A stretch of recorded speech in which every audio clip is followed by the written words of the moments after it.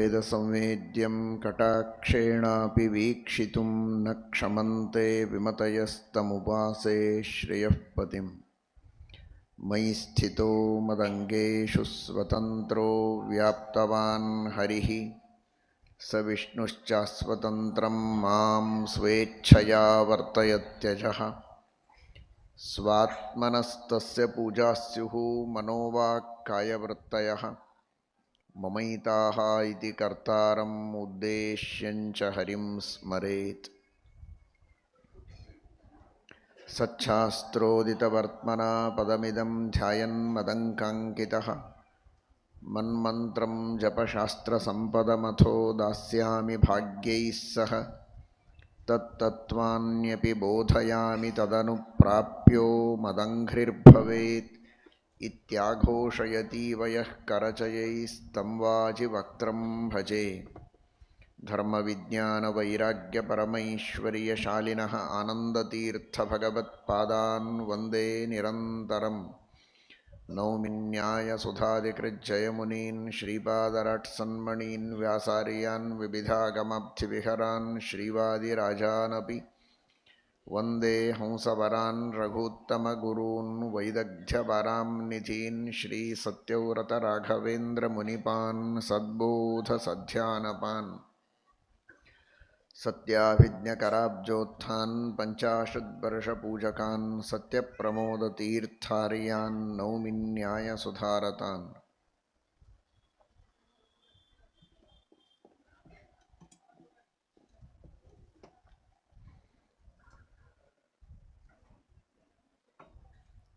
ಶ್ರೀರಾಮಚಂದ್ರ ಪರಮ ಕಾರುಣ್ಯದಿಂದ ಬಂದ ಭಕ್ತರ, ಪ್ರಜೆಗಳ, ದಾಸರ, ಶಿಷ್ಯರ ದುಃಖ ದುಮ್ಮಾನಗಳನ್ನು ಪರಿಹಾರ ಮಾಡುವುದಕ್ಕಾಗಿ, ಇಷ್ಟಾರ್ಥಗಳನ್ನು ಪೂರ್ಣ ಮಾಡುವುದಕ್ಕಾಗಿ, ಯಾವುದೇ ಹಮ್ಮು ಬಿಮ್ಮುಗಳಿಲ್ಲದಂತೆ ತಾನೇ ಮೊದಲು ಮಾತನಾಡಿ ಅವರನ್ನು ತಣಿಸುವ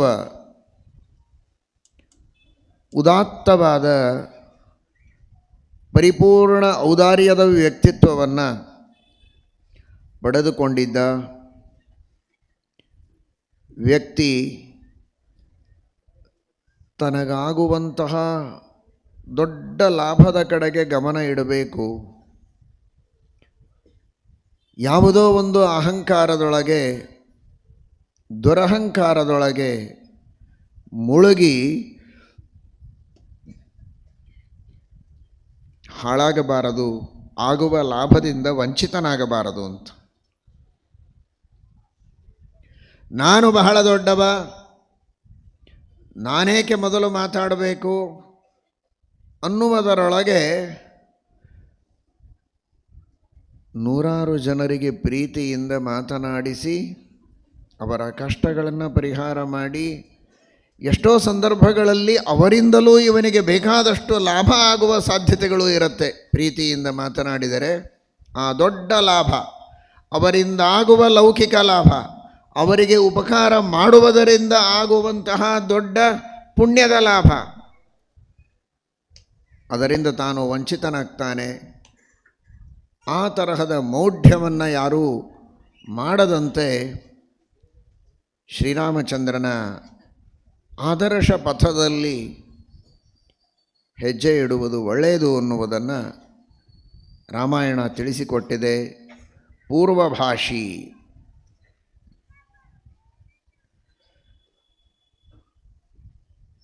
ಜಗತ್ತಿನಲ್ಲಿ ಇದು ರಾಮನ ಆದರ್ಶ. ಆದರೆ ಕೆಲವು ರಾಮನ ಮಹಿಮೆಗಳನ್ನು ಪೂರ್ವಭಾಷೆ ಎನ್ನುವುದರ ಹಿನ್ನೆಲೆಯಲ್ಲಿ ನಿನ್ನೆ ತಿಳಿದಿದ್ದೇವೆ. ಯಾವುದೇ ಒಂದು ಶಬ್ದ ಒಂದು ಅರ್ಥವನ್ನು ತಿಳಿಸಿಕೊಡುವುದು ಇವತ್ತು ನಮಗೆ ಪರಂಪರೆ ಇದೆ, ಸಹಜವಾಗಿದೆ. ಆದರೆ ಆ ಪರಂಪರೆಯ ಹರಿಕಾರ ಹರಿ ಅನಾದಿ ಕಾಲದಿಂದಲೂ ಆ ಎಲ್ಲ ಶಬ್ದಗಳ ಪ್ರವರ್ತನೆಯನ್ನು ಮಾಡಿ ಪರಮೋಪಕಾರ ಮಾಡಿದ ಪೂರ್ವಭಾಷಿ, ಮೊಟ್ಟ ಮೊದಲಿಗೆ ಮಾತನಾಡಿ ಕಲಿಸಿದವನು ಅಂತ. ಆ ಅರ್ಥದಲ್ಲಿಯೂ ದೇವರು ಜಗತ್ತಿನ ತಂದೆ, ಮಾತು ಕಲಿಸುವ ತಂದೆ. ಹೇಗೆ ಮಕ್ಕಳಿಗೆ ಶಬ್ದ ಭಾಂಡಾರ ಸಿದ್ಧವಾಗುವಂತೆ ಮಾಡ್ತಾನೆ, ಇಡೀ ವಿಶ್ವಕ್ಕೆ ಶಬ್ದ ಭಾಂಡಾರವನ್ನು ಕೊಟ್ಟಂತಹ ಪರಮೋದಾರನಾದ ಸ್ವಾಮಿ ಭಗವಂತ ಅನ್ನುವ ಕಾರಣಕ್ಕಾಗಿಯೂ ಅವನನ್ನು ಪೂರ್ವಭಾಷಿ ಅಂತ ನಿನ್ನೆ ದಿವಸ ತಿಳಿದಿದ್ದೀರಿ. ಜೊತೆಗೆ ಇವತ್ತು ಒಂದು ಅದ್ಭುತವಾದ ದೇವರ ಮಹಿಮೆ ಎಲ್ಲರಿಗೂ ಗೊತ್ತಿರೋದು, ದೇವರು ಯಾವುದನ್ನು ಮಾಡ್ತಾನೆ ಅದನ್ನು ಜೀವ ಮಾಡಬಹುದು. ಅವನಿಗೆ ಬಿಂಬ ಅಂತಾರೆ, ನಮ್ಮೆಲ್ಲರನ್ನು ಪ್ರತಿಬಿಂಬ ಅಂತಾರೆ. ಬಿಂಬ ಚಲಿಸೆ ಪ್ರತಿಬಿಂಬ ಚಲಿಸುವುದು. ಕನ್ನಡಿಯ ಎದುರಿನಲ್ಲಿ ನಿಂತು ಕನ್ನಡಿಯೊಳಗಿನ ಪ್ರತಿಬಿಂಬ ನಗಬೇಕು ಅಂದರೆ ಎದುರಿಗಿದ್ದವನು ನಗಬೇಕು, ಅದು ಅಳಬೇಕು ಅಂದರೆ ಇವನು ಅಳಬೇಕು, ಅದು ಕೈ ಎತ್ತಬೇಕು ಅಂದರೆ ಇವನೇ ಎತ್ತಬೇಕು. ಬಿಂಬ ಏನು ಮಾಡುತ್ತೋ ಅದನ್ನು ಪ್ರತಿಬಿಂಬ ಮಾಡುತ್ತೆ. ಪ್ರತಿಬಿಂಬಕ್ಕೆ ಬೇರೆ ಸ್ವಾತಂತ್ರ್ಯ ಇಲ್ಲ. ಇವತ್ತು ವಿಷ್ಣು ತೀರ್ಥರು ದೇವರಿಗೆ ಪ್ರಾರ್ಥನೆ ಮಾಡುವಾಗ ಕೇಳ್ತಾರೆ, ನಾನು ಸಾಧನೆ ಮಾಡಬೇಕು ಅಂತ ನನಗೆ ಆದೇಶವನ್ನು ಮಾಡ್ತೀಯಲ್ಲ, ನೀನು ಮಾಡು ಅಂತ ದೇವರಿಗೆ. ದೇವರು ಮಾಡಬೇಕಾ? ಮತ್ತು ನೀನು ಮಾಡದೇ ಇದ್ದರೆ ನನಗೆ ಮಾಡಲಿಕ್ಕೆ ಆಗೋದಿಲ್ವಲ್ಲ. ನಾನು ಪಾಠ ಕೇಳಬೇಕು ಅಂದರೆ ನನ್ನೊಳಗೆ ಅಂತರ್ಯಾಮಿಯಾಗಿ ನೀನು ಪಾಠ ಕೇಳು. ಪ್ರವಚನ ಕೇಳಬೇಕು ಅಂದರೆ ನೀನು ಪ್ರವಚನ ಕೇಳು. ನಾನು ದೇವಸ್ಥಾನಕ್ಕೆ ಹೋಗಬೇಕು ಅಂದರೆ ನೀನು ನಡಿ. ನೀನು ನಡೆದರೆ ತಾನೇ ನಾನು ನಡೆಯೋದು. ಆ ದೃಷ್ಟಿಯಲ್ಲಿ ಪ್ರಪಂಚದೊಳಗಿನ ಯಾವುದೇ ಒಬ್ಬ ವ್ಯಕ್ತಿ ಏನೇ ಇವತ್ತು ಮಾತನಾಡಬೇಕಾಗಿದ್ದರೂ ಕೂಡ, ಇವತ್ತು ನಿಮಗೆ ಬೇಕಾದಷ್ಟು ಕೆಲಸ ಇರುತ್ತೆ, ಸಾವಿರಾರು ಕೆಲಸಗಳು, ಸಾವಿರಾರು ಮಾತುಗಳು, ನಿರಂತರವಾಗಿ ಮಾತಾಡ್ತಾನೇ ಇರ್ತಾರೆ. ಹಳೆ ಕಾಲಕ್ಕೆ ಅಕ್ಕಪಕ್ಕದಲ್ಲಿ ಯಾರಾದರೂ ಇದ್ದರೆ, ಭೇಟಿಯಾದರೆ ಮಾತನಾಡ್ತಾ ಇದ್ರು. ಈಗ ಯಾರೂ ಎದುರಿಗಿರಬೇಕಾಗಿಲ್ಲ, ನಿರಂತರ ಮಾತನಾಡದೇ ಇರುತ್ತದೆ. ಯಾಕೆಂದರೆ ಎದುರಿಗಿರೋ ಅವಶ್ಯಕತೆಯೇ ಇಲ್ಲ. ಇದ್ದರೆ ಮಾತು, ಇಲ್ಲದಿದ್ದರೆ ಮಾತಿಲ್ಲ ಅಂದರೆ ವಿರಾಮಕ್ಕೆ ಅವಕಾಶ. ಪಕ್ಕದಲ್ಲಿದ್ದರೂ ಸರಿ, ಯಾರಿಲ್ಲದೇ ಇದ್ದರೂ ಕೈಯಲ್ಲಿ ಮೊಬೈಲ್ ಹಿಡ್ಕೊಂಡ ಅಂದರೆ ಮಾತಾಡ್ತಾ ಇರ್ತಾನೆ. ಅವರು ಎಷ್ಟೇ ದೂರದಲ್ಲಿರಲಿ ನಿರಂತರ ಮಾತುಗಳು. ಇಷ್ಟು ಮಾತುಗಳು ನಡೀತಾ ಇವೆ ಅಲ್ಲ. ಇಷ್ಟೆಲ್ಲ ಜನ ಇಷ್ಟು ಮಾತನಾಡಿ ತಮ್ಮದೇ ಆದಂತಹ ವಿವಿಧ ಕಾರ್ಯಗಳಲ್ಲಿ ಯಶಸ್ವಿ ಆಗ್ತಾ ಇದ್ದಾರಲ್ಲ, ಆ ಎಲ್ಲ ಯಶಸ್ಸಿನ ಮೂಲ ಅವನ ಮಾತಾದರೆ, ಮಾತಿನ ಮೂಲ ಎಲ್ಲಿದೆ? ಪೂರ್ವಭಾಷಿ. ನೀನು ಮಾತಾಡಬೇಕು ಅಂದರೆ ಒಳಗೆ ಅಂತರ್ಯಾಮಿಯಾಗಿ ಮೊದಲು ದೇವರು ಮಾತನಾಡಬೇಕು, ಅಂದರೆ ಬೇರೆಯವರು ಮಾತನಾಡಲಿಕ್ಕೆ ಆಗ್ತದೆ.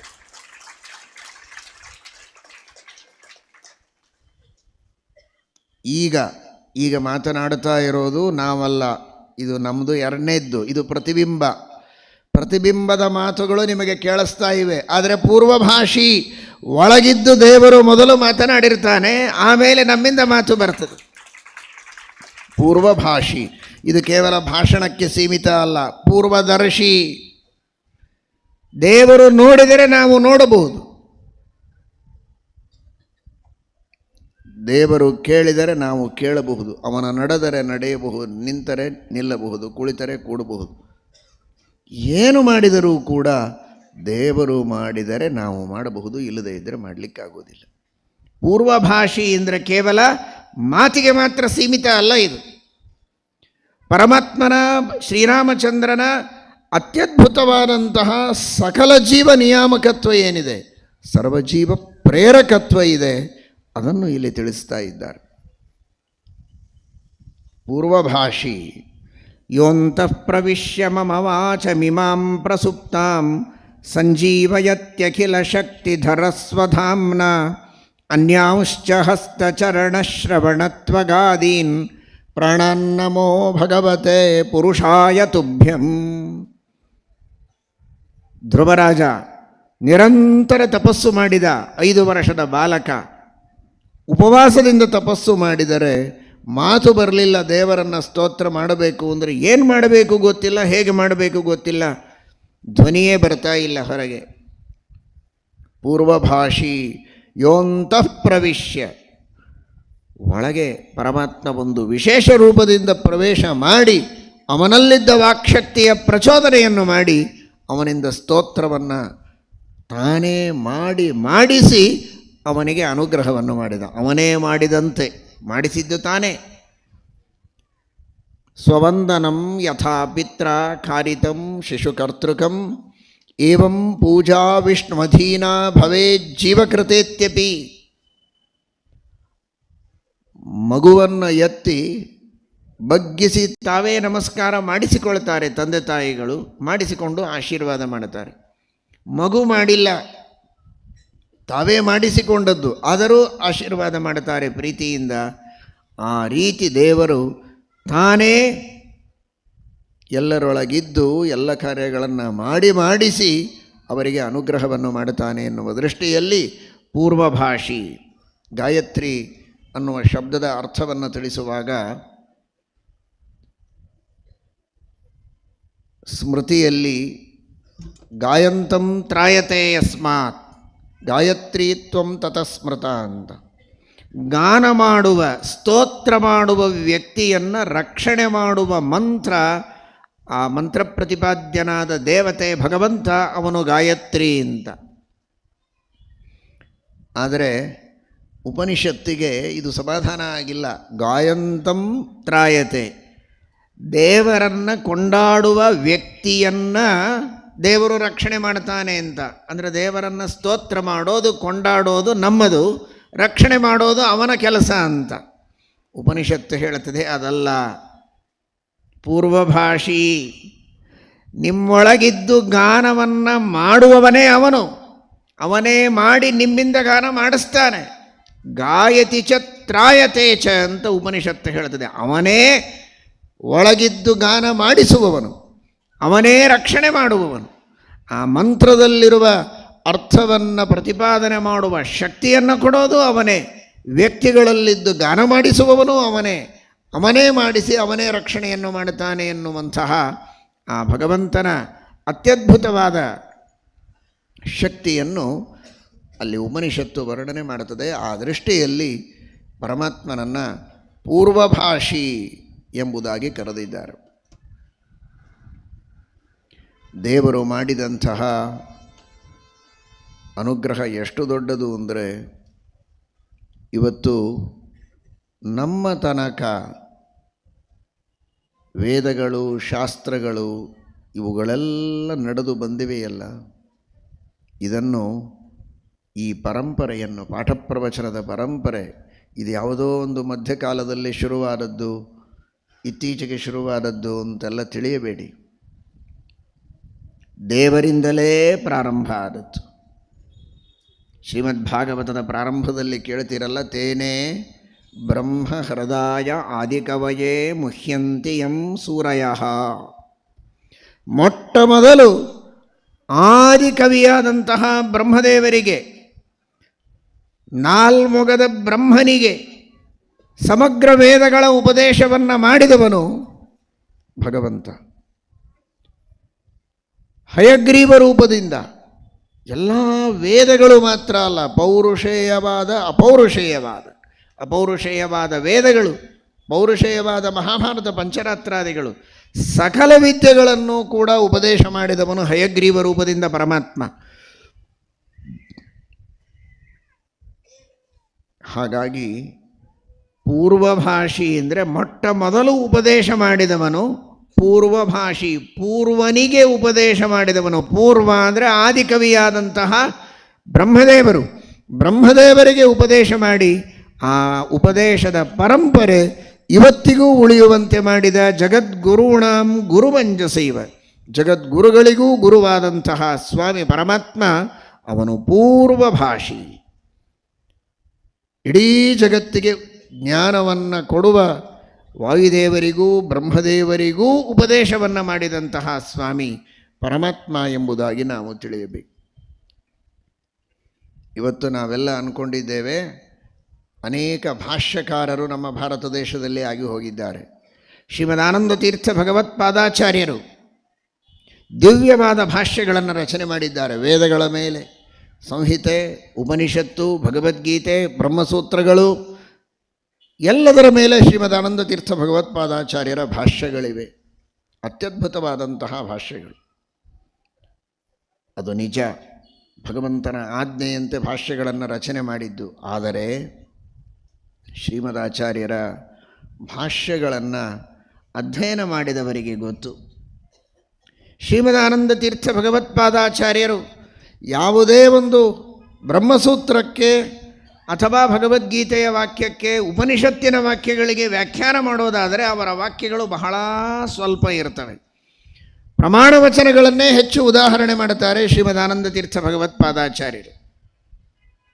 ಪ್ರಮಾಣ ವಚನಗಳನ್ನು ಉದಾಹರಣೆ ಮಾಡುತ್ತಾರೆ. ಉಪನಿಷತ್ತುಗಳನ್ನು ನೋಡ್ತಾ ಹೋದರೆ ಆ ಉಪನಿಷತ್ತಿಗೆ ಶ್ರೀಮದ್ ವೇದವ್ಯಾಸದೇವರು ಹಯಗ್ರೀವ ರೂಪದಿಂದ ಪರಮಾತ್ಮ ಉಪದೇಶ ಮಾಡಿದ್ದು, ನಾರಾಯಣ ರೂಪದಿಂದ ಪಂಚರಾತ್ರ ಗ್ರಂಥಗಳಲ್ಲಿ ಉಪದೇಶ ಮಾಡಿದ್ದು, ಅವುಗಳನ್ನೇ ಶ್ರೀಮದಾಚಾರ್ಯರು ಉದಾಹರಣೆ ಮಾಡುತ್ತಾರೆ. ಅಂದರೆ ಎಲ್ಲ ವೇದಗಳಿಗೆ, ಎಲ್ಲ ಉಪನಿಷತ್ತುಗಳಿಗೆ, ಬ್ರಹ್ಮಸೂತ್ರಕ್ಕೆ, ಭಗವದ್ಗೀತೆಗೆ ಯಾರು ನಿಜವಾಗಿ ಭಾಷ್ಯವನ್ನು ರಚನೆ ಮಾಡಿದವರು? ದೇವರೇ ರಚನೆ ಮಾಡಿದ್ದು. ದೇವರು ರಚನೆ ಮಾಡಿದ ಭಾಷ್ಯವನ್ನೇ ಇದು ನಿಜವಾದ ಭಾಷ್ಯ ಅಂತ ನಮ್ಮ ಕೈಗೆ ಕೊಟ್ಟವರು ಶ್ರೀಮದಾನಂದ ತೀರ್ಥ ಭಗವತ್ಪಾದಾಚಾರ್ಯರು. ಇಲ್ಲಿ ಕುಳಿತ ಅನೇಕ ವಿದ್ವಾಂಸರಿಂದ ಶ್ರವಣ ಮಾಡಿದ ಅನೇಕ ಬಹುಶ್ರುತರು ಇದನ್ನು ಚೆನ್ನಾಗಿ ನೆನಪು ಮಾಡಿಕೊಳ್ಳಬಹುದು. ನೀವು ಮಾಡಿದ ಅಧ್ಯಯನವನ್ನು, ಶ್ರೀಮದಾಚಾರ್ಯರ ಭಾಷ್ಯದ ಶೈಲಿ ಹೇಗಿದೆ ಅಂತ. ಹಾಗಾದರೆ ದೇವರು ಮಾಡಿದ ಅನುಗ್ರಹ ಎಷ್ಟು ದೊಡ್ಡದು! ಸಣ್ಣ ಪುಟ್ಟ ಅನುಗ್ರಹ ಅಲ್ಲ ದೇವರು ಮಾಡಿದ್ದು. ಬ್ರಹ್ಮಸೂತ್ರಾದಿಗಳನ್ನು ರಚನೆ ಮಾಡಿಕೊಟ್ಟದ್ದೇ ದೊಡ್ಡ ಉಪಕಾರ. ಸಾಲದ್ದಕ್ಕೆ ತಾನು ಮಾಡಿದಂತಹ ಗ್ರಂಥಗಳ ವ್ಯಾಖ್ಯಾನವನ್ನು ಮತ್ತೊಂದು ಭಾಷೆಯಲ್ಲಿ ತಾನೇ ಮಾಡಿದ್ದಾನೆ. ಭಾಗವತದ ವ್ಯಾಖ್ಯಾನವನ್ನು ಬೇರೆ ಪುರಾಣಗಳಲ್ಲಿ ಮಾಡಿದ್ದಾನೆ. ಉಪನಿಷತ್ತುಗಳ ವ್ಯಾಖ್ಯಾನವನ್ನು ಪಂಚರಾತ್ರಾದಿ ಆಗಮಗಳಲ್ಲಿ ಮಾಡಿದ್ದಾನೆ. ತನ್ನ ವಾಕ್ಯಗಳಿಗೂ ಸರಿ, ವೇದಗಳಿಗೂ ಸರಿ, ಉಪನಿಷತ್ತುಗಳಿಗೂ ಸರಿ ಮೊದಲು ಭಾಷ್ಯವನ್ನು ರಚನೆ ಮಾಡಿದ ಆಚಾರ್ಯರು ಯಾರು ಅಂತ ಆಚೆ ಈಚೆ ಹುಡುಕುವುದಲ್ಲ, ಪೂರ್ವಭಾಷಿ, ಪೂರ್ವದಲ್ಲಿ ಭಾಷ್ಯವನ್ನು ಸಕಲ ಶಾಸ್ತ್ರಗಳಿಗೆ ರಚನೆ ಮಾಡಿದಂಥವನು ಭಗವಂತ. ಆದ್ದರಿಂದ ಪರಮಾತ್ಮನನ್ನು ಪೂರ್ವಭಾಷಿ, ಮೊದಲು ಪೂರ್ವಮೇವ ಅಭಾಷಿಷ್ಟ ಅನಂತರಂ ಅನ್ನೇ ಬಭಾಷಿರಿ. ಉಳಿದವರೆಲ್ಲರ ಭಾಷ್ಯ ರಚನೆ ಆಮೇಲೆ ಮೊಟ್ಟ ಮೊದಲು ಭಾಷ್ಯಗಳನ್ನು ರಚನೆ ಮಾಡಿ ಸಮಗ್ರವಾದಂತಹ ವಾಂಗ್ಮಯವನ್ನು ನೀಡಿದ್ದು ದೇವರು ಮಾಡಿದ್ದು ದೊಡ್ಡ ಉಪಕಾರ. ದೇವರು ಶಬ್ದಗಳನ್ನು ಕೊಟ್ಟದ್ದೇ ಒಂದು ದೊಡ್ಡ ಉಪಕಾರ ಮೊದಲನೇದ್ದು. ಇಲ್ಲಾಂದರೆ ಏನಿತ್ತು? ತತ್ವಜ್ಞಾನವನ್ನು ಒಬ್ಬರು ಇನ್ನೊಬ್ಬರಿಗೆ ಕೊಡೋದು ಹೇಗೆ? ತತ್ವಜ್ಞಾನ ಬಿಡಿ, ವ್ಯವಹಾರ ನಡೆಯೋದು ಹೇಗೆ? ಒಬ್ಬರ ಮನಸ್ಸಿನಲ್ಲಿದ್ದದ್ದನ್ನು ಇನ್ನೊಬ್ಬರು ತಿಳ್ಕೊಳ್ಳೋದು ಹೇಗೆ? ಶಬ್ದ ಅನ್ನೋ ಒಂದು ಮಾಧ್ಯಮವನ್ನು ಕೊಟ್ಟ. ಶಬ್ದಕ್ಕೆ ಪೌರುಷಂ ನೃಷು ಯದಿ ಶಬ್ದಾಹ್ವಯಂ ಜ್ಯೋತಿ ಆ ಸಂಸಾರಂ ನ ದೀಪ್ಯತೆ ಇದಮಂಧಂತಮಃ ಕೃತ್ಸ್ನಂ ಜಾಯೇತ ಭುವನತ್ರಯಂ. ಇಡೀ ಜಗತ್ತಿನಲ್ಲಿ ಅಂಧಕಾರವೇ. ಅಂಧಕಾರ ಅಂದರೆ ಅಜ್ಞಾನ. ಯಾಕೆಂದರೆ ಯಾವ ಜ್ಞಾನವನ್ನು ಹಂಚಿಕೊಳ್ಳುವುದಕ್ಕೆ ಮಾಧ್ಯಮ ಇರಲಿಲ್ಲ. ಆ ಶಬ್ದವನ್ನು ಕೊಟ್ಟ. ಏನೋ ಶಬ್ದ ಅಲ್ಲ, ವೇದಾದಿಗಳನ್ನು ಕೊಟ್ಟ. ಅದಕ್ಕೆ ಭಾಷ್ಯವನ್ನು ರಚನೆ ಮಾಡಿದ. ತಾನು ಮಾಡಿದ ಭಾಷ್ಯವನ್ನು ತಿಳಿಸುವುದಕ್ಕೆ ವಾಯುದೇವರನ್ನು ಅವತಾರ ಮಾಡಲಿಕ್ಕೆ ಹೇಳಿ, ಅದೆಲ್ಲ ನಮಗೆ ಅರ್ಥ ಆಗುವಂತೆ ಸಂಕಲನ ಮಾಡಿ, ವಿವರಣೆ ಮಾಡಿ, ಬರುವ ಆಕ್ಷೇಪಗಳಿಗೆ ಸಮಾಧಾನವನ್ನು ನೀಡಿ ನಮ್ಮನ್ನು ಉದ್ಧಾರ ಮಾಡುವಂತೆ ಭಾಷ್ಯಕಾರರನ್ನು ಅವತಾರ ಮಾಡುವುದಕ್ಕೆ ಆದೇಶವನ್ನೂ ಮಾಡಿದ. ದೇವರು ನಮ್ಮ ಉದ್ಧಾರಕ್ಕಾಗಿ ಎಷ್ಟು ಅನುಗ್ರಹವನ್ನು ಮಾಡಿದ್ದಾನೆ ಎನ್ನುವುದನ್ನು ತಿಳಿಯಿರಿ. ಇದು ಪೂರ್ವಭಾಷಿ.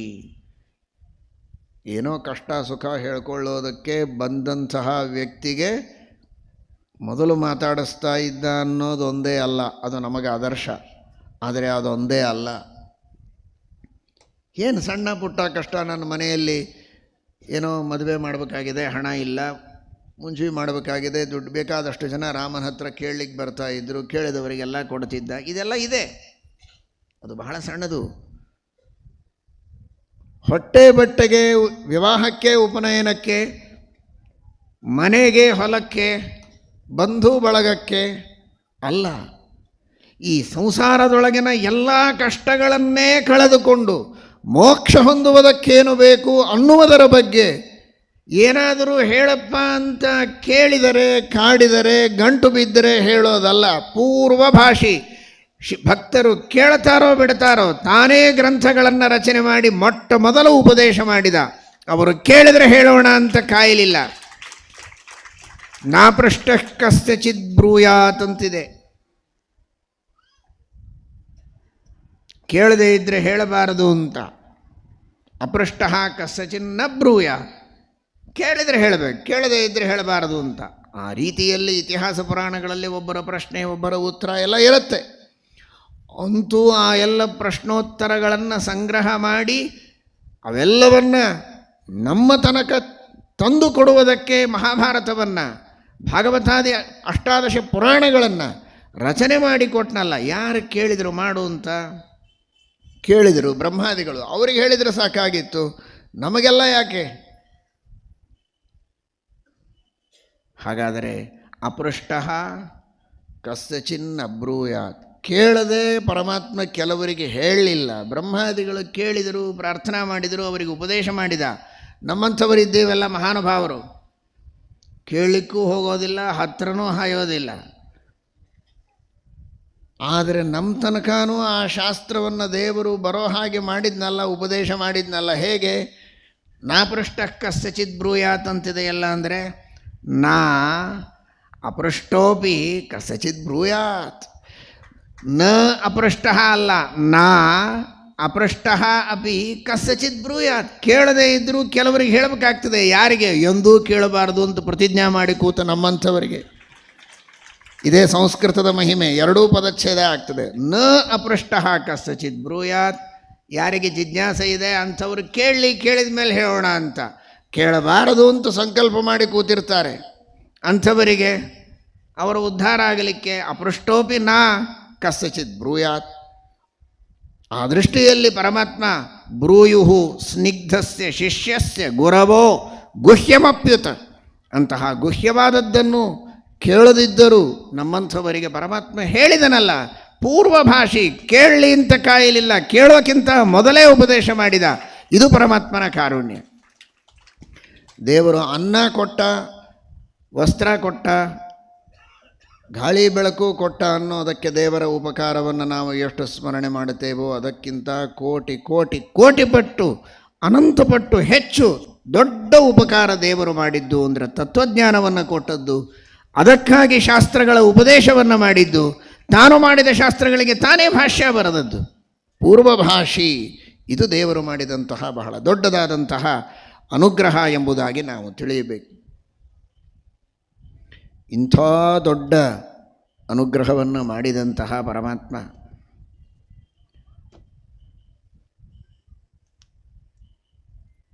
ಶ್ರೀಮದಾಚಾರ್ಯರು ಶ್ರೀಮದ್ ಭಾಗವತ ತಾತ್ಪರ್ಯದಲ್ಲಿ ಒಂದು ಮಾತು ಹೇಳುತ್ತಾರೆ. ಭಾಗವತದಲ್ಲಿ ಪ್ರಥಮ ಸ್ಕಂಧದಲ್ಲಿ ತೃತೀಯಾಧ್ಯಾಯದಲ್ಲಿ ಎಲ್ಲ ಅವತಾರಗಳ ವರ್ಣನೆ ಮಾಡುವಾಗ ವ್ಯಾಸಾವತಾರದ ವರ್ಣನೆ ಮೊದಲು ಬಂದಿದೆ, ಆಮೇಲೆ ರಾಮಾವತಾರದ ವರ್ಣನೆ ಬರುತ್ತದೆ. ನಿಜವಾಗಿ ರಾಮದೇವರು ತ್ರೇತಾಯುಗದಲ್ಲಿ ಅವತಾರ ಮಾಡಿದ್ದು, ವೇದವ್ಯಾಸದೇವರು ದ್ವಾಪರ ಯುಗದಲ್ಲಿ ಅವತಾರ ಮಾಡಿದ್ದು. ಮೊದಲು ರಾಮಾವತಾರ, ಆಮೇಲೆ ವ್ಯಾಸಾವತಾರದ ವರ್ಣನೆ ಬರಬೇಕಾಗಿತ್ತು. ಭಾಗವತದಲ್ಲಿ ವ್ಯಾಸಾವತಾರದ ವರ್ಣನೆ ಮೊದಲು ಬಂದು ಆಮೇಲೆ ರಾಮಾವತಾರ ಬಂದಿದೆ. ಏನೋ ಸ್ವಲ್ಪ ಹಿಂದೆ ಮುಂದೆ ಆಗಿರಬಹುದು ಅಂತ ಹೇಳಬಹುದು. ನೋಡಿ, ಶ್ರೀಮದ್ ಆನಂದ ತೀರ್ಥ ಭಗವತ್ಪಾದಾಚಾರ್ಯರ ಭಾಷ್ಯದ ತಾತ್ಪರ್ಯದ ವೈಶಿಷ್ಟ್ಯ ಏನು ಅಂತ ಶ್ರೀಮದಾಚಾರ್ಯರು ತಾತ್ಪರ್ಯ ಹೇಳ್ತಾರೆ. ರಾಮಾತ್ ಪೂರ್ವಮಪಿ ಅಸ್ತಿ ವ್ಯಾಸಾವತಾರ ಅಂತಾರೆ ಶ್ರೀಮದಾಚಾರ್ಯರು. ದ್ವಾಪರ ಯುಗದಲ್ಲಿ ಅವತಾರ ಆದದ್ದು ನಿಜ. ಇದರರ್ಥ ರಾಮಾವತಾರಕ್ಕೂ ಮೊದಲು ವ್ಯಾಸಾವತಾರ ಇಲ್ಲ ಅಂತ ತಿಳಿಯಬೇಡ. ಮೊದಲೂ ಇದೆ, ನಂತರವೂ ಇದೆ. 28ನೆಯ ಈಗ 71 ಮಹಾಯುಗಗಳು. ಒಂದು ಮಹಾಯುಗದಲ್ಲಿ 4 ಯುಗ, 71 ಮಹಾಯುಗ ಕಳೆದರೆ ಒಂದು ಮನ್ವಂತರ. ಈಗ ನಾವಿರೋದು ವೈವಸ್ವತ ಮನ್ವಂತರದಲ್ಲಿ. ಒಟ್ಟು 14 ಮನ್ವಂತರ, ಇದು 7ನೇ ಮನ್ವಂತರದಲ್ಲಿದ್ದೇವೆ. 71 ಮಹಾಯುಗಗಳು ಈ ಮನ್ವಂತರದಲ್ಲಿ ಆಗಬೇಕು. ಅದರಲ್ಲಿ ಈಗ 28ನೆಯ ಮಹಾಯುಗ ನಡೀತಾ ಇದೆ. ಕಲಿಯುಗದಲ್ಲಿ ನಾವಿದ್ದೇವೆ. ಇದೇ 28ನೆಯ ಮಹಾಯುಗದ ತ್ರೇತಾಯುಗದಲ್ಲಿ ರಾಮಾವತಾರ. ಆದರೆ ಇದಕ್ಕೂ ಮೊದಲು ಹಿಂದಿನ ಮಹಾಯುಗಗಳಲ್ಲಿ ವ್ಯಾಸಾವತಾರ ಆಗಿದೆ. ಅದನ್ನು ಮೊನ್ನೆ ನೀವು ತಿಳಿದಿದ್ದೀರಿ. 3ನೆಯ ತೃತೀಯೆ ಸಪ್ತಮೇ ಚೈವ ಷೋಡಶೆ ಪಂಚವಿಂಶಕೆ ಅಷ್ಟಾವಿಂಶೇ ಕಲವು ಕೃಷ್ಣ ಸತ್ಯವತ್ಯಾಮಜಾಯತ್. 28ನೆಯ ಮಹಾಯುಗದ ದ್ವಾಪರ ಯುಗದಲ್ಲಿಯೂ ವ್ಯಾಸಾವತಾರ ಇದೆ, 25ನೆಯ ಮಹಾಯುಗದಲ್ಲಿಯೂ ಇದೆ, 16ರಲ್ಲಿದೆ, 7ರಲ್ಲಿದೆ, 3ರಲ್ಲಿದೆ. ಹಾಗಾದರೆ ರಾಮಾವತಾರಕ್ಕೂ ಮೊದಲು ಹಿಂದೆ ವ್ಯಾಸಾವತಾರಗಳು 4 ಬಾರಿ ಆಗಿದೆ. ಹಾಗಾದರೆ ಮೊದಲು ವ್ಯಾಸಾವತಾರ ಹೇಳಿ ಆಮೇಲೆ ರಾಮಾವತಾರದ ವರ್ಣನೆಯನ್ನು ಭಾಗವತದಲ್ಲಿ ಮಾಡಿದ್ದು ಅತ್ಯಂತ ಸೂಕ್ತ ಅಂತ ಶ್ರೀಮದಾಚಾರ್ಯರು ನಿರ್ಣಯವನ್ನು ಕೊಡ್ತಾರೆ. ಆ ಸೂಚನೆಯನ್ನು ವಾಲ್ಮೀಕಿ ಮಹರ್ಷಿಗಳು ಮಾಡ್ತಾ ಇದ್ದಾರೆ. ರಾಮಚಂದ್ರ ಇದು ಬಲಕಾರ್ಯವನ್ನು ಮಾಡುವುದಕ್ಕೆ ರಾಮಾವತಾರ ಇದು ಮೊದಲಾಗಿದೆ, ಜ್ಞಾನಾವತಾರ ಇದು ಅನಂತರದಲ್ಲಿ ಮಾತ್ರ ಆಗಿದೆ ಅಂತ ತಿಳ್ಕೋಬೇಡಿ. ಇದೇ ರಾಮನೇ ಹಿಂದೆ ವ್ಯಾಸನಾಗಿ ಮೊದಲು ಉಪದೇಶ ಮಾಡಿದ್ದಾನೆ, ಪೂರ್ವಭಾಷಿ. 28ನೆಯ ಮಹಾಯುಗದಲ್ಲಿ ರಾಮಾವತಾರವಾಗೋಕ್ಕಿಂತ ಮೊದಲು ಭಾಷಣ ಮಾಡೋ ಅವತಾರವೂ ಇದೆ, ಪೂರ್ವಭಾಷಿ. ಹಿಂದೂ ಅವತಾರ ಮಾಡಿದ್ದಾನೆ ವ್ಯಾಸನಾಗಿ, ಮೊದಲು ಉಪದೇಶ ಮಾಡಿದ್ದಾನೆ, ಮುಂದೂ ಮಾಡುವವನಿದ್ದಾನೆ ಎನ್ನುವ ಆ ಪ್ರಮೇಯವನ್ನು ವಾಲ್ಮೀಕಿ ಮಹರ್ಷಿಗಳ ಮಾತಿನಲ್ಲಿ ನಾವು ಅರ್ಥ ಮಾಡಿಕೊಳ್ಳಬಹುದು. ಪೂರ್ವಭಾಷಿ ಏನು ಮಾತಾಡ್ತಾರೆ ವೇದವ್ಯಾಸ ದೇವರು. ಇವತ್ತು ಮಹಾಭಾರತದಲ್ಲಿ ಏನಿದೆ, ಅಸ್ಯ ಕಾವ್ಯಸ್ಯ ಕವಯೋ ನ ಸಮರ್ಥಾ ವಿಶೇಷಣೆ, ಮಹಾಭಾರತದ ಒಂದು ಹೆಗ್ಗಳಿಕೆ ಇದೆ. ಅಸ್ಯ ಕಾವ್ಯಸ್ಯ ಕವಯಃ ನ ಸಮರ್ಥಾ ವಿಶೇಷಣೆ. ಮಹಾಭಾರತದಲ್ಲಿ ಹೇಳಿದ್ದನ್ನು ಮೀರಿಸಿ ಹೇಳುವಂತಹ ಸಾಮರ್ಥ್ಯ ಪ್ರಪಂಚದೊಳಗೆ ಇನ್ನೊಬ್ಬರಿಗೆ ಬಂದಿಲ್ಲ, ಬರೋದಿಲ್ಲ. ಅದನ್ನು ಯಾರೂ ಮೀರೋ ಹಾಗಿಲ್ಲ. ಏನು ಹೇಳಿದ್ರು ವೇದವ್ಯಾಸ ದೇವರು ಹೇಳಿದ್ದರ ಉಚ್ಛಿಷ್ಟ ಹೇಳಬೇಕು. ವ್ಯಾಸೋಚ್ಛಿಷ್ಟವಿದಂ ಸರ್ವಂ ಜಯತಿ ಸ ಪರಾಶರ ಸೂನು ಸತ್ಯವತೀ ಹೃದಯ ನಂದನೋ ವ್ಯಾಸಃ ಯಸ್ಯಾಸ್ಯ ಕಮಲ ಗಲಿತಂ ವಾಂಗ್ಮಯಮೃತಂ ಜಗತ್ ಪಿಬತಿ. ವೇದವ್ಯಾಸದೇವರ ಮುಖದಿಂದ ಬಂದದ್ದು ಅದು ಮಹಾಭಾರತವೋ ಭಾಗವತೋ ಇನ್ನುಳಿದ ಪುರಾಣಗಳೋ ಬ್ರಹ್ಮಸೂತ್ರವೋ, ಅಲ್ಲಿ ವೇದವ್ಯಾಸದೇವರು ಒಂದಿಲ್ಲ ಒಂದು ರೀತಿಯಿಂದ ಹೇಳಿದ್ದನ್ನೇ ಎಲ್ಲ ಭಾಷ್ಯಕಾರರು, ಎಲ್ಲ ಸಾಹಿತಿಗಳು, ಎಲ್ಲ ಕವಿಗಳು, ಎಲ್ಲ ಜ್ಞಾನಿಗಳು, ಎಲ್ಲ ವಿದ್ವಾಂಸರು, ಎಲ್ಲ ಯತಿಗಳು, ಎಲ್ಲ ದಾಸರು ಏನು ಹೇಳಿದರೂ ಅದನ್ನೇ ಹೇಳಬೇಕು. ವ್ಯಾಸೋಚ್ಛಿಷ್ಟಮಿದಂ ಸರ್ವಂ. ಈ ರೀತಿ ಸಕಲ ಮುಂಬರುವ ಎಲ್ಲ ಮೇಧಾವಿಗಳ, ಜ್ಞಾನಿಗಳ, ಕವಿಗಳ, ಗ್ರಂಥಕಾರರ ವಾಂಗ್ಮಯಕ್ಕೆ ಬೇಕಾದ ಮೂಲಭೂತವಾದ ವಾಂಗ್ಮಯವನ್ನು ಮೊಟ್ಟ ಮೊದಲಿಗೆ ಹೇಳಿದವರು ವ್ಯಾಸರೂಪದಿಂದ ವೇದವ್ಯಾಸದೇವರು. ಅರ್ಥಾತ್ ಭಗವಂತ ನಾರಾಯಣ ಶ್ರೀರಾಮಚಂದ್ರನೇ ವ್ಯಾಸರೂಪದಿಂದ ಉಪದೇಶವನ್ನು ಮಾಡಿದ ಅನ್ನುವ ದೃಷ್ಟಿಯಲ್ಲಿಯೂ ಪೂರ್ವಭಾಷಿ. ಇಡೀ ಪ್ರಪಂಚ ಯಾವುದನ್ನೇ ಮಾತನಾಡಬೇಕಾದರೆ ಅಂತರ್ಯಾಮಿಯಾಗಿ ಒಳಗೆ ನಿಂತು ನುಡಿಸುವುದೊಂದು, ಗ್ರಂಥದ ರೂಪದಲ್ಲಿಯೂ ಅದೆಲ್ಲವನ್ನು ಮಹಾಭಾರತದಲ್ಲಿ ದಾಖಲು ಮಾಡಿದವ. ಯದಿ ಹಾಸ್ತಿ ತದನ್ಯತ್ರ ಯನ್ನೇಹಾಸ್ತಿ ನ ಕುತ್ರಚಿತ್. ಇಲ್ಲಿ ಬಂದದ್ದೇ ಮುಂದೆ ಬರಬೇಕು. ಪೂರ್ವಭಾಷಿ ಎಲ್ಲವನ್ನೂ ಮೊದಲು ಮಹಾಭಾರತದಲ್ಲಿ ನುಡಿದು ತೋರಿಸಿದವನು ಆ ಭಗವಂತ. ಇದು ನಮ್ಮ ಇಡೀ ಸಮಗ್ರ ಭಾರತೀಯ ಆಧ್ಯಾತ್ಮಿಕ ಪ್ರಪಂಚದ ಬಂಧುಗಳಿಗೆ ಅತ್ಯಂತ ಅಭಿಮಾನದ ಸಂಗತಿ, ಇದು ಗರ್ವದ ಸಂಗತಿ.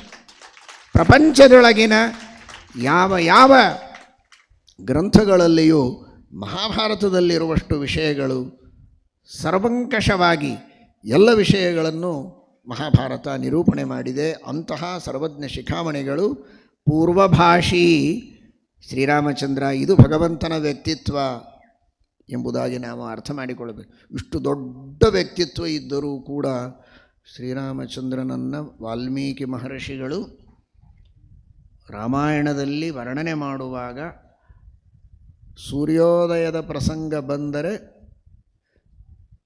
ಸಂಧ್ಯಾವಂದನದ ವರ್ಣನೆಯನ್ನು ಮಾಡುತ್ತಾರೆ.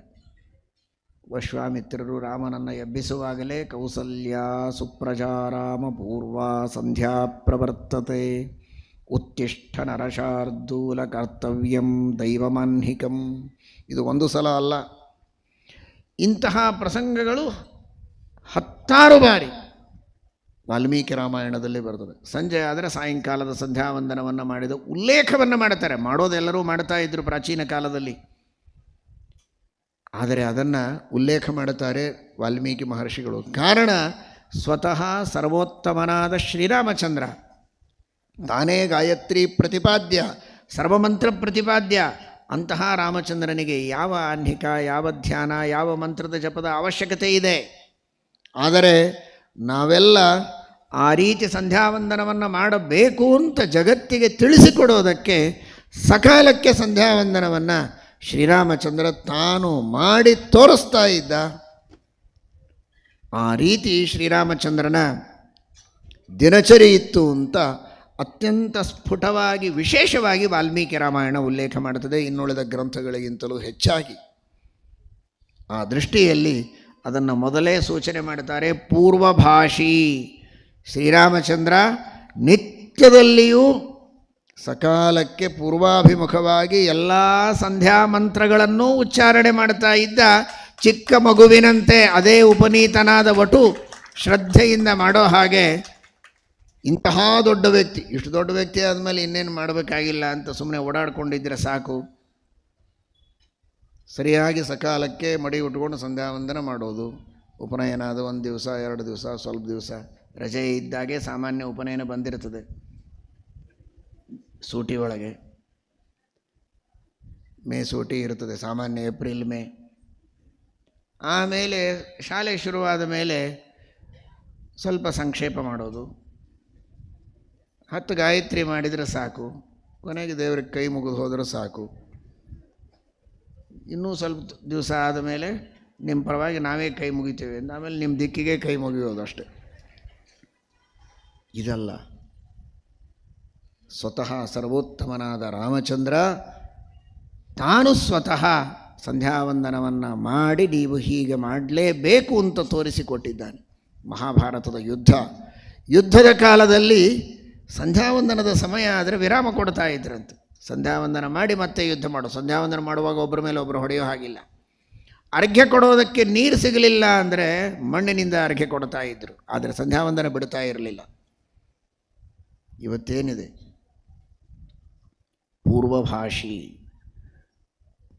ಇದು ಶ್ರೀರಾಮಚಂದ್ರ ಮಾಡುವಂತಹ ಅತ್ಯದ್ಭುತವಾದ ಲೋಕೋತ್ತರವಾದಂತಹ ಮಾರ್ಗದರ್ಶನ.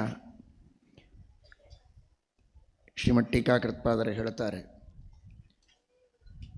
ಪ್ರಾಂಗ್ಮುಖತ್ವಾದಿವತ್ ಅಧ್ಯಯನ ನಿಯಮಾಂತರ್ಗತಮಸ್ತು ಅಂತ. ಆಶ್ವಲಾಯನ ಸೂತ್ರದ ಉದಾಹರಣೆಯನ್ನು ಮಾಡಿ ಶ್ರೀಮನ್ಯಾಯ ಸುಧಾ ವ್ಯಾಖ್ಯಾನ ಮಾಡುವಾಗ ಪರಿಮಳಾಚಾರ್ಯರು ರಾಘವೇಂದ್ರ ಸ್ವಾಮಿಗಳವರು ಹೇಳುತ್ತಾರೆ, ಅಥಸ್ವಾಧ್ಯಾಯ ವಿಧಿ ಪ್ರಾಗ್ವಾ ಉದಗ್ವಾ ಗ್ರಾಮಾತ್ ಬಹಿರ್ನಿಷ್ಕ್ರಮ್ಯ ಆಪ್ಲುತ್ಯ ಶುಚೌ ದೇಶೇ ಆಚಮ್ಯ ಅಕ್ಲಿನ್ನ ವಾಸಸ ದರ್ಭಾಣಾಂ ಮಹದುಪಸ್ಥೀರ್ಯ ಪ್ರಾಕ್ಕೂಲಾನಾಂ ಪ್ರಾಂಗ್ಮುಖ.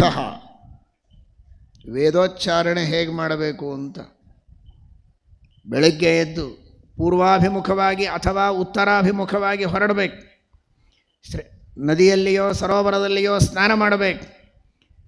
ಒಣಗಿದ ಬಟ್ಟೆಯನ್ನು ಉಟ್ಕೊಳ್ಬೇಕು, ಮಡಿ ಬಟ್ಟೆಯನ್ನು, ದರ್ಭವನ್ನು ಹಾಸಬೇಕು ಪೂರ್ವಾಭಿಮುಖವಾಗಿ. ಅದರ ಮೇಲೆ ತಾನೂ ಪೂರ್ವಾಭಿಮುಖವಾಗಿ ಕೂಡಬೇಕು. ಕುಳಿತು ವೇದ ಮಂತ್ರಗಳ ಉಚ್ಚಾರಣೆಯನ್ನು ಮಾಡಬೇಕು ಎಂಬಂತಹ ವಿಧಿ ಇದೆ ಆಶ್ವಲಾಯನ ಸೂತ್ರದಲ್ಲಿ. ಹಾಗಾಗಿ ಬರೀ ಸಂಧ್ಯಾವಂದನವನ್ನು ಮಾತ್ರ ಮಾಡ್ತಾ ಇರಲಿಲ್ಲ ರಾಮ. ಆಶ್ವಲಾಯನ ಸೂತ್ರದಲ್ಲಿ ಹೇಳಿದಂತೆ ಪೂರ್ವಾಭಿಮುಖವಾಗಿ ನಿತ್ಯದಲ್ಲಿಯೂ ಸ್ವಾಧ್ಯಾಯವನ್ನು, ವೇದಗಳ ಪಠನವನ್ನೂ ಮಾಡಿ ನಿತ್ಯ ವೇದದ ಪಠನವನ್ನು ಮಾಡಬೇಕು. ವೇದಾಧಿಕಾರ ಇರುವಂತಹ ತ್ರೈವರ್ಣಿಕರು ಅನ್ನುವ ಸೂಚನೆಯನ್ನು ಶ್ರೀರಾಮಚಂದ್ರ ತಾನು ಕೊಡ್ತಾ ಇದ್ದಾನೆ. ಪೂರ್ವಭಾಷಿ, ಪೂರ್ವಾಭಿಮುಖವಾಗಿ ನಿತ್ಯದಲ್ಲಿಯೂ ಮಾಡಬೇಕಾದ ವೇದದ ಭಾಷಣವನ್ನು, ಉಚ್ಚಾರಣೆಯನ್ನು ಮಾಡ್ತಾ ಇದ್ದ. ತಾನೇ ವೇದ ಪ್ರತಿಪಾದ್ಯನಾಗಿ ಎಲ್ಲರೂ ಶ್ರೀರಾಮಚಂದ್ರನ ಆದರ್ಶವನ್ನು ಪಡೆದುಕೊಳ್ಳಬೇಕಾದದ್ದು ವೇದಾಧ್ಯಯನವನ್ನು ಮಾಡುವ ಯೋಗ್ಯತೆ ಇದ್ದವರು, ಅಧಿಕಾರ ಇದ್ದವರು ಸಂಧ್ಯಾವಂದನವನ್ನು ಮಾಡಿ ವೇದದ ಅಧ್ಯಯನವನ್ನು ಯಥಾಶಕ್ತಿಯಾಗಿ ಕಿಂಚಿತ್ತಾದರೂ ಪಠನವನ್ನು ಮಾಡಿ ವೇದ ಪ್ರತಿಪಾದ್ಯನಾದ ಪರಮಾತ್ಮನ ಅನುಗ್ರಹವನ್ನು ಪಡೆಯಬೇಕು ಅಂತ. ದೇವರು ಆಡುವ ಯಾವುದೇ ಮಾತಿರಬಹುದು, ಏನೇ ಮಾತಿರಬಹುದು, ಯಾವ ಮಾತು ವ್ಯರ್ಥ ಅಲ್ಲ. ಅವನು ಏನು ಹೇಳ್ತಾನೆ ಅದನ್ನು ಚೆನ್ನಾಗಿ ಶ್ರದ್ಧೆಯಿಂದ ಪರಿಪಾಲನೆ ಮಾಡಿದರೆ ಅದು ಕೊನೆಗೆ ಯಾವುದೋ ಒಂದು ದಾರಿಯಿಂದ ಮೋಕ್ಷಕ್ಕೆ ಕರೆದುಕೊಂಡು ಹೋಗುವಂತಹ ಮಾತನ್ನೇ ದೇವರ ಆಡೋದು. ಸಂಧ್ಯಾವಂದನ ಇರಲಿ, ವೇದ ಪಠನ ಇರಲಿ, ಪರೋಪಕಾರ ಇರಲಿ, ದುಷ್ಟರ ಸಂಹಾರ ಇರಬಹುದು, ಶಿಷ್ಟರ ರಕ್ಷಣೆ ಇರಬಹುದು. ಏನೇನು ಮಾಡಿದ್ದಾನೆ, ಏನೇನು ನುಡಿದಿದ್ದಾನೆ ಅದರಂತೆ ನಡೆದರೆ ಹಂತ ಹಂತವಾಗಿ ನಮಗೆ ಜ್ಞಾನವನ್ನು ಕೊಟ್ಟು ಜ್ಞಾನದ್ವಾರ ಮೋಕ್ಷವನ್ನೇ ಕೊಡುವ ಮಾತುಗಳು ಭಗವಂತನ ಮಾತು. ಅಂತಹ ಮಾತುಗಳನ್ನು ಮಾತನಾಡುವುದು ಭಗವಂತ. ಪೂರ್ವಭಾಷಿ. ಪೂರ್ವಭಾಷಿ ಅಂದರೆ ದೇವರ ಪುರ, ಅದು ವೈಕುಂಠ, ಅನಂತಾಸನ, ಶ್ವೇತದ್ವೀಪ. ಪೂಹು ಅಂದರೆ ಭಗವಂತನ ಪುರ. ವ ಅಂದರೆ ಜ್ಞಾನ. ವ ಎಂಬ ಶಬ್ದಕ್ಕೆ ಜ್ಞಾನ ಅಂತ ಅರ್ಥ ಇದೆ. ವ ಅನ್ನುವುದು ಅಮೃತ ಬೀಜ, ಮೋಕ್ಷ ಅಂತೂ ಅರ್ಥ ಇದೆ ಸಂಸ್ಕೃತದಲ್ಲಿ. ವ ಅಂದರೆ ಜ್ಞಾನ, ವ ಅಂದರೆ ಮೋಕ್ಷ. ಪೂರ್ವ ಅಂದರೆ ವೈಕುಂಠಾದಿ ಪುರಗಳಿಗೆ ಸಾಧನವಾದ ಏನು ವ ಜ್ಞಾನ ಇದೆ, ಅಂತಹ ಮೋಕ್ಷ ಸಾಧನವಾದ ಜ್ಞಾನವನ್ನು ಕೊಡುವ, ಮೋಕ್ಷರೂಪವಾದ ಪುರವನ್ನೇ ಕೊಡುವ ಭಾಷಣವನ್ನು ಮಾಡ್ತಾನೆ ಪರಮಾತ್ಮ. ಆದ್ದರಿಂದಲೂ ಪೂರ್ವಭಾಷಿ. ಮಾತಾಡೋದಲ್ಲ ಬರೀ, ಆ ಮಾತಾಡಿದಂತೆ ನಡೆದು ತೋರಿಸಿದ, ತಾನು ಉಪದೇಶ ಮಾಡಿದಂತೆ ನಡೆದವರಿಗೆ ಮೋಕ್ಷಕ್ಕೆ ಕರೆದುಕೊಂಡು ಹೋಗಿದ್ದಾನೆ. ಸಮಾಯಾತ ಸಮಾಯಾತ ಯೇ ಮೋಕ್ಷ ಪದೇಚ್ಛವ ಅಂತ ರಾಮಾವತಾರದಲ್ಲಿ ಮಾತ್ರ ಪ್ರತ್ಯಕ್ಷವಾಗಿ ಎಲ್ಲರನ್ನೂ ಮೋಕ್ಷಕ್ಕೆ ಕರೆದುಕೊಂಡು ಹೋಗಿದ್ದಾನೆ. ಆನಂತರ ಬನ್ನಿ ಅಂತ ಹೇಳಿ ಹೋಗಲಿಲ್ಲ, ತನ್ನ ಜೊತೆಗೆ ಕರೆದುಕೊಂಡು ಹೋಗಿದ್ದಾನೆ ಶ್ರೀರಾಮಚಂದ್ರ. ಇದು ಏನು ಸಾಧನೆಯನ್ನು ಮಾಡುವುದಕ್ಕೆ ಹೇಳಿರ್ತಾನೆ, ಮಾಡಿದ ಸಾಧನೆಗೆ ಫಲವನ್ನು ಸರಿಯಾಗಿ ಕೊಟ್ಟರೆ ಪ್ರಜೆಗಳಿಗೆ ವಿಶ್ವಾಸ ಬರುತ್ತೆ. ಅದನ್ನು ಪರಿಪೂರ್ಣ ಮಟ್ಟದಲ್ಲಿ ಅತ್ಯಂತ ಉದಾತ್ತವಾದ ರೀತಿಯಲ್ಲಿ ತೋರಿಸಿಕೊಟ್ಟವನು ಶ್ರೀರಾಮಚಂದ್ರ ಅನ್ನುವುದಕ್ಕೋಸ್ಕರ ಪೂರ್ವಭಾಷಿ, ಮೋಕ್ಷ ಸಾಧನವಾದಂತಹ ಉಪದೇಶವನ್ನು ಮಾಡಿದ ಸ್ವಾಮಿ ಶ್ರೀರಾಮಚಂದ್ರ. ಅಂತಹ ಆ ಭಗವಂತನ ದಿವ್ಯವಾದ ಮಹಿಮೆಯನ್ನು ವಾಲ್ಮೀಕಿ ಮಹರ್ಷಿಗಳು ಕೊಂಡಾಡಿದ್ದಾರೆ. ಆ ಪರಮಾತ್ಮನ ಆದರ್ಶಗಳನ್ನು, ಅವನ ಗುಣಗಳನ್ನು ಯಥಾಶಕ್ತಿ ನಮ್ಮೆಲ್ಲರ ಮನಸ್ಸಿನಲ್ಲಿ ಇಟ್ಟುಕೊಂಡು ಜೀವನದಲ್ಲಿ ಅಳವಡಿಸಿಕೊಳ್ಳುವ ಪ್ರಯತ್ನ ಮಾಡೋಣ. ಬಂದ ಎಲ್ಲ ಹಿರಿಯರು, ಪುರುಷರು, ಸ್ತ್ರೀಯರು, ಯುವಕರು, ಯುವತಿಯರು, ಹಿರಿಯರು, ಎಲ್ಲರೂ ಬಾಲಕರು ಅವರಿಗೆ ತಿಳಿದಷ್ಟು ಇದನ್ನು ಚೆನ್ನಾಗಿ ಮನಸ್ಸಿನಲ್ಲಿಯೂ ಸರಿ, ಪುಸ್ತಕದಲ್ಲಿಯೂ ಮಸ್ತಕದಲ್ಲಿಯೂ ನೋಟ್ ಮಾಡಿಕೊಳ್ಳಿ, ನೆನಪಿನಲ್ಲಿ ಇಟ್ಟುಕೊಳ್ಳಿ. ಎಷ್ಟು ನೆನಪಿನಲ್ಲಿ ಇಟ್ಟುಕೊಂಡಿದ್ದೀರಿ ಅಂತ ಪರೀಕ್ಷೆಯನ್ನು ತೆಗೆದುಕೊಳ್ತೇವೆ. ಎಲ್ಲರೂ ಚೆನ್ನಾಗಿ ಅದಕ್ಕೆ ಉತ್ತರ ಕೊಡಬೇಕು. ಏನೇನು ರಾಮನ ಗುಣಗಳನ್ನು ಆದರ್ಶವಾಗಿ ಹೇಳಿದ್ದನ್ನು ನೆನಪಿನಲ್ಲಿ ಇಟ್ಟುಕೊಂಡಿದ್ದೀರಿ, ಕೇಳಿಕೊಂಡಿದ್ದೀರಿ, ತಿಳಿದಿದ್ದೀರಿ, ನೋಟ್ಬುಕ್ಕಲ್ಲಿ ಬರೆದಿಟ್ಟುಕೊಂಡು ಚಾತುರ್ಮಾಸ್ಯ ಮುಗಿಯುವ ಹಂತದಲ್ಲಿದ್ದಾಗ ಅದರ ಬಗ್ಗೆ ಪ್ರಶ್ನೋತ್ತರದ ಕಾರ್ಯಕ್ರಮ ಇರುತ್ತದೆ. ಚೆನ್ನಾಗಿ ಭಾಗವಹಿಸಬೇಕು, ಒಳ್ಳೆಯ ಉತ್ತರಗಳನ್ನು ಕೊಡಬೇಕು. ಉತ್ತರ ಕೊಟ್ಟವರಿಗೆ ವಿಶೇಷ ಬಹುಮಾನಗಳಿರುತ್ತದೆ. ಅದು ಹಣದ ರೂಪದಲ್ಲಿರೋದಿಲ್ಲ. ಎಷ್ಟು ಚೆನ್ನಾಗಿ ಉತ್ತರ ಕೊಡ್ತೀರೋ ಅವರಿಗೆ ಇನ್ನಷ್ಟು ಇಂತಹ ಉಪನ್ಯಾಸಗಳನ್ನು ಹೆಚ್ಚು ಕೇಳಿಸುವ ಸೌಭಾಗ್ಯವನ್ನು ಕರುಣಿಸಿ ಭಗವಂತ ಅನುಗ್ರಹ ಮಾಡಲಿ ಅಂತ ದೇವರಲ್ಲಿ ಪ್ರಾರ್ಥನೆಯನ್ನು ಮಾಡೋದೇ ಒಂದು ದೊಡ್ಡದಾದ ಬಹುಮಾನ. ಇದು ಪ್ರಶ್ನೋತ್ತರಕ್ಕೆ ಮಾತ್ರ ಮುಗಿಯಬಾರದು. ನೆನಪಿಟ್ಟುಕೊಳ್ಳಬೇಕು ಅನ್ನುವುದಕ್ಕೆ ಉತ್ತರ ಕೊಡೋದು, ಮುಖ್ಯವಾಗಿ ಜೀವನದಲ್ಲಿ ಅದನ್ನು ಅಳವಡಿಸಿಕೊಳ್ಳಬೇಕು. ಆ ರೀತಿ ಇಷ್ಟಿಷ್ಟು ಗುಣಗಳನ್ನು ನಾವು ನೆನಪಿನಲ್ಲಿಟ್ಟುಕೊಂಡಿದ್ದೇವೆ, ಅದರಲ್ಲಿ ಇಷ್ಟನ್ನಂತೂ ನಾವು ಜೀವನದಲ್ಲಿ ನಡೆಸ್ತೇವೆ ಅಂತ ಪ್ರತಿಜ್ಞೆಯನ್ನೂ ಮಾಡುವ ರೀತಿಯಲ್ಲಿ ಇದರ ಲಾಭವನ್ನು ಎಲ್ಲರೂ ಕೂಡ ಪಡೆದುಕೊಳ್ಳಬೇಕು.